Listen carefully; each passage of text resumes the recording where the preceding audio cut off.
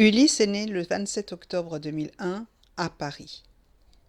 Avant sa naissance, nous avions eu une hypothèse de diagnostic d'une maladie rare. Puis, nous en avons eu une autre quelques mois après sa naissance dans un autre hôpital parisien. Et puis, à ces 6 mois, on nous a parlé de sa maladie sans cette fois nous donner un nom. Vers ces 10 mois, il est enfin sorti de l'hôpital, mais nous n'avions toujours pas un nom de maladie. Et puis, à ces 18 mois est arrivé notre premier rendez-vous avec le généticien. C'est au cours de ce rendez-vous que nous avons entendu pour la première fois syndrome de Costello. 20 ans après, j'ai demandé à Sergio, le père d'Ulysse, de raconter ses souvenirs de ce jour. En fait, les souvenirs sont maintenant plutôt flous. On avait déjà eu des réunions avec des généticiens pour qu'on nous parle de soi-disant diagnostic. Et d'ailleurs, j'ai beaucoup plus de souvenirs de la tête des médecins qui se sont trompés avant. Avant, on avait déjà eu, par exemple, une généticienne qui avait donné un diagnostic d'une maladie qui est complètement le contraire de ce qu'a Ulysse. Et je me souviens très bien d'elle et d'une autre médecin qui avait parlé avec beaucoup d'aplomb. Euh, la première qui s'est trompée et l'autre qui nous décrivait une maladie mais sans donner de nom.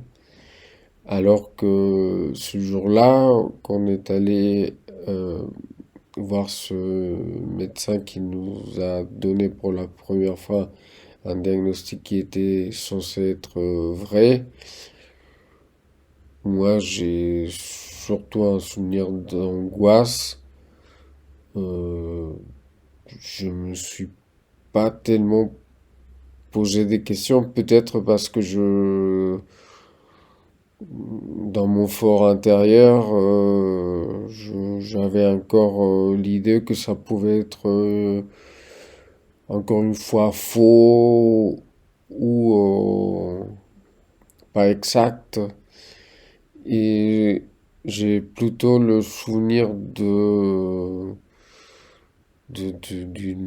beaucoup de long terme, beaucoup de temps qui passe et des images quand on arrive à l'appartement et qu'on se précipite, enfin Anaïta surtout, elle se précipite pour regarder sur Internet le bruit du modem Internet de l'époque qui mettait encore une fois beaucoup de temps à se connecter et alors qu'on était pressé de savoir, j'ai plutôt des images de l'endroit où l'ordinateur était placé et de cette